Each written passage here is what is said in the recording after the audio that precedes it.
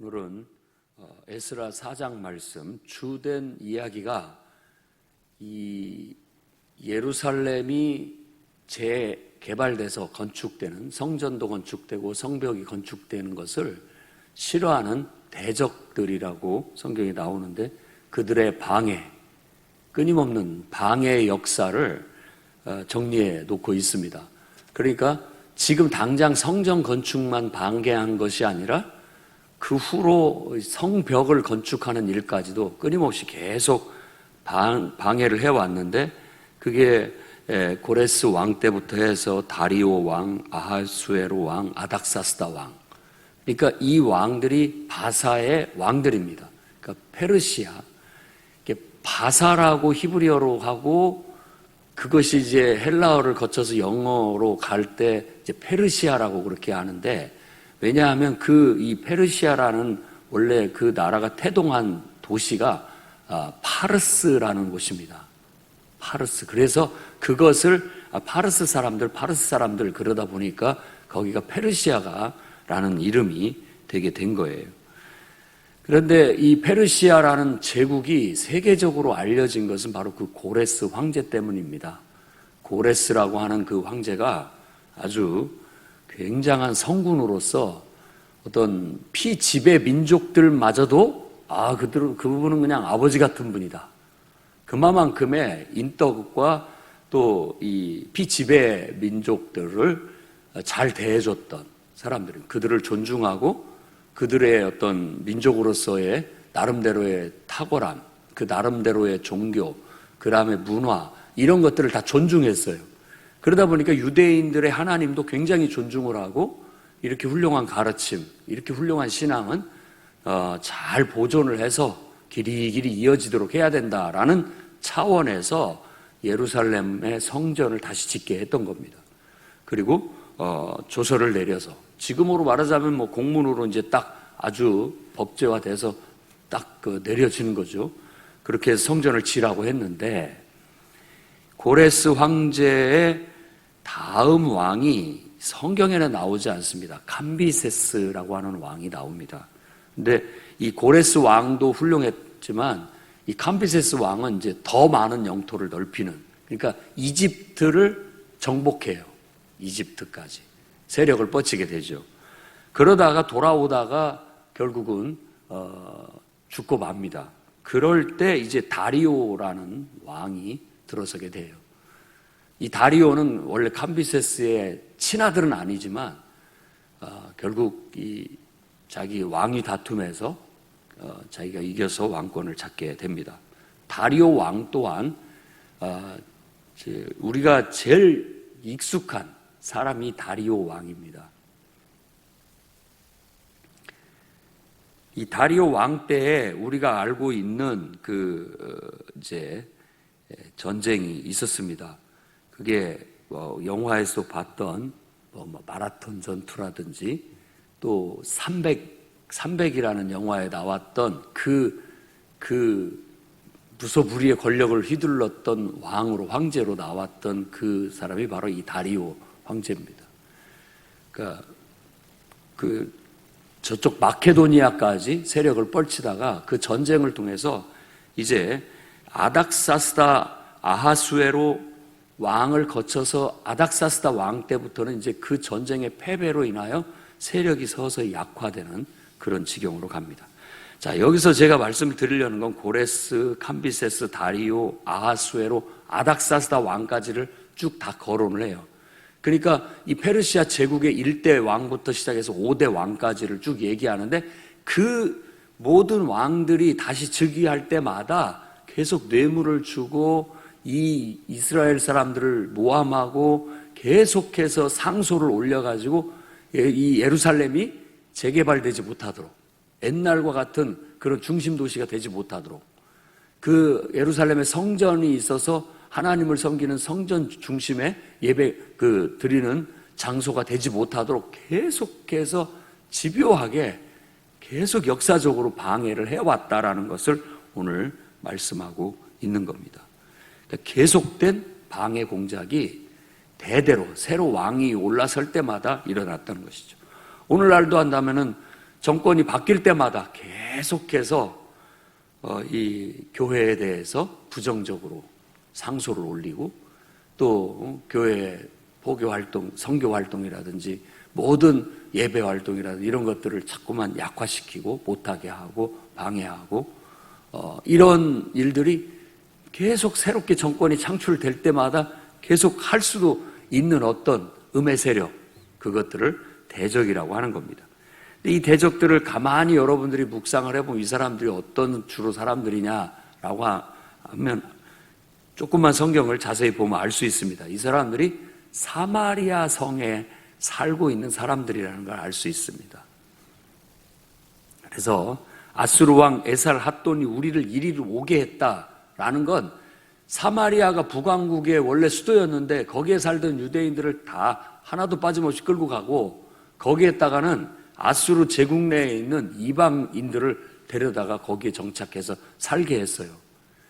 그러다 처음에 와서 살다 보니까 너무 막 농사도 안 되고 어려움을 겪다 보니까 아무래도 이 지역의 신을 우리가 안 믿어서 신이 벌을 내리는 것 같다 해가지고 이 여호와 하나님에 대한 신앙을 가르쳐 달라고 해서 배우기는 했습니다. 하지만 그렇게 신앙생활을 하는 것이 마치 이방신 섬기듯이 하나님을 섬기는 신앙으로 혼합신앙으로 전락하게 된 겁니다. 그러니까 그들이 지금 이 팔레스타인의 원래 땅에 70여 년 동안 정착해서 세력을 뻗치고 살고 있었던 거예요. 그런데 어느 날 이제 예루살렘에 사람들이 오더니만 예루살렘을 다시 도시를 개발한다 하니까 이게 무슨 일이냐라고 보니까 이제 고레스의 칙령도 있고 조서도 있고 그것들을 보면 왕의 명령이 확실히 맞기는 맞는데 자기들도 거기에 참여시켜줘라 이렇게 주장을 하는 거예요.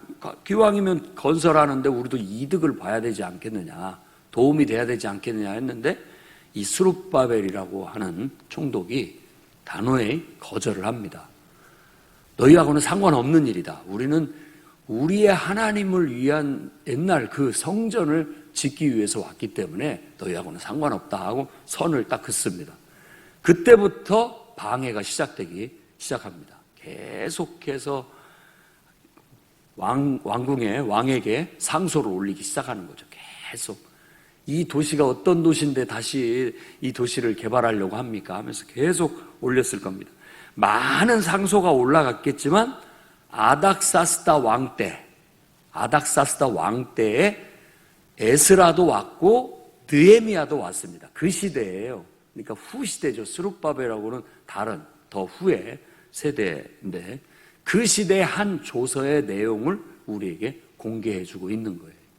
그 내용이 이렇다라고 보여주는데 완전히 이 예루살렘은 아주 폐역하고 악한 도시요 늘 반역을 일삼는 그런 도시니까 절대 다시 재개발해서 도시를 세워주면 안 됩니다. 그러면 이 땅을 왕은 잃어버리게 될 겁니다. 라는 식으로 음해적인 그런 상소를 올리게 되었던 겁니다.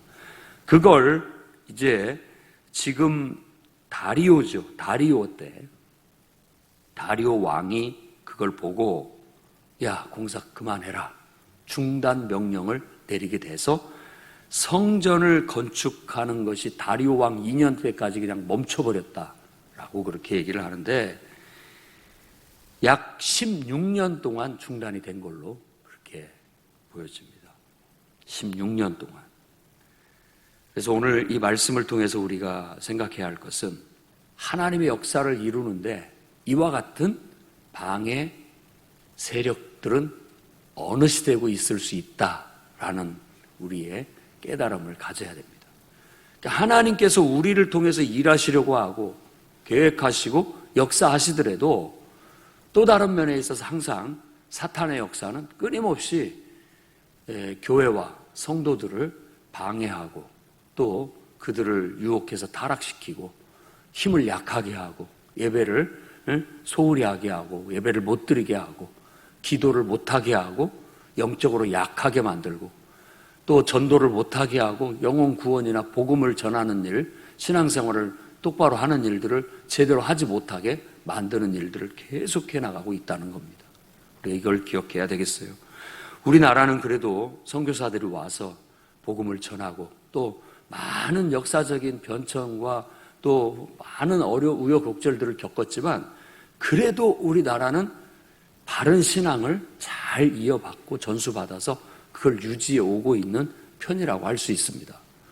인도 같은 나라는 오랫동안 선교사들이 많은 것들을 쏟아부었지만 제대로 신앙이 들어가지 않아요. 제대로 된 신앙이 들어가지 못하고 정착하지 못해요.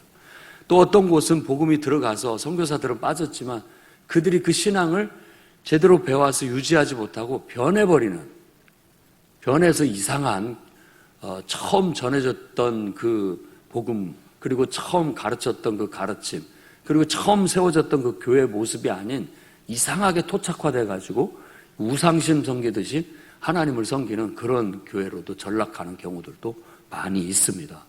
그렇기 때문에 우리는 정신을 바짝 차려야 됩니다.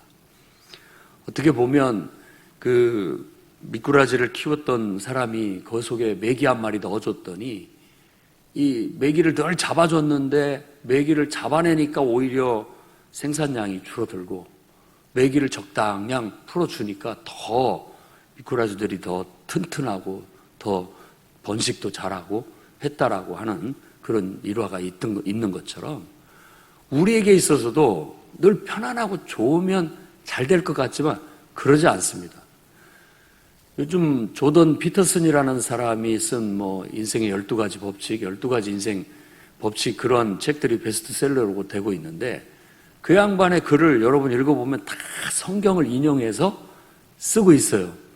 그런데 그 사람이 자기가 캐나다에서 태어나서 어려서부터 살았는데 그 지역에 자기 친구들 얘기를 합니다. 그 지역은 이 공부에 대한 부담이 없어요. 공부를 해도 그만 안 해도 그만이에요. 부모들도 좋은 대학 가라 마라 강요도 안 해요. 그만큼 공부에 대한 부담도 없어요. 또 직업도 널려 있어가지고 누구든지 고등학교를 중퇴하고 가더라도 직업이 있고 충분히 먹고 살 만큼의 돈을 다 받는다고 해요. 그런데 그 사람이 하고자 하는 말의 핵심 뭐냐? 아니 이렇게 좋은 조건이라면 잘 살아야 될 거 아니에요. 근데 자기들 친구들의 대부분은 일찍이 마약에 중독되고 다 대부분 단명하더라. 왜 그러는가? 목표가 없고 더 나은 삶을 살고자 하는 뭔가 어떤 그런 기대나 희망이 없기 때문에 그렇다라는 거예요. 너무나 그냥 모든 게 편하면 그래줄 수 있는 거예요. 기도도 안 할 거고 하나님 앞에 더 열심도 안 낼 거고 모든 면에 있어서 우리가 소중함도 모르고 가치도 모르면서 살아갈 거란 말입니다.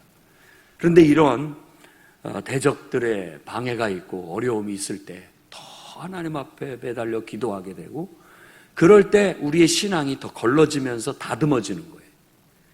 코로나 전국 속에서도 어느 정도 우리는 지금 연단을 받고 있고 어느 정도 방해도 받고 있고 여러 가지 위협도 받고 있는 상황입니다. 그런 속에서 우리들은 더 기도하고 우리의 신앙이 저 용광로 속에서 연단받듯이 더 단련되어져서 더 순결하고 순수하고 더 힘있고 능력 있는 신앙으로 설 수 있어야 되겠습니다.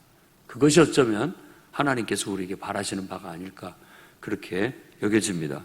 그러니 오늘 또 여러분들의 신앙의 어려움, 또 여러 가지 방해, 기도하는데도 어렵고 힘들고 또 예배하는데도 어렵고 힘들고 좀 제대로 해보려면 좋은 것을 해보려면 항상 어려움이 따릅니다.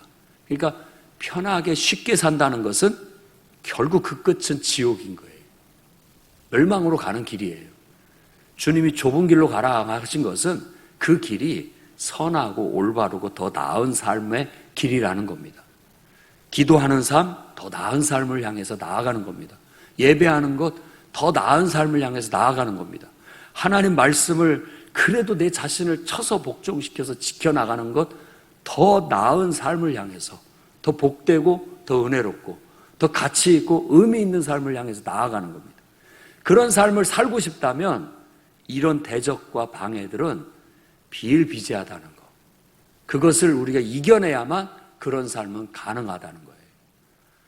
그러니 여러분들이 좁은 길로 가라는 주님의 명령 말씀, 가르침 오늘도 새기고 수많은 방해와 대적들을 슬기롭게 잘 헤쳐나가서 정금같이 빛나는 밤하늘의 별처럼 하나님 앞에 아름다운 성도들의 삶이 되기를 바랍니다.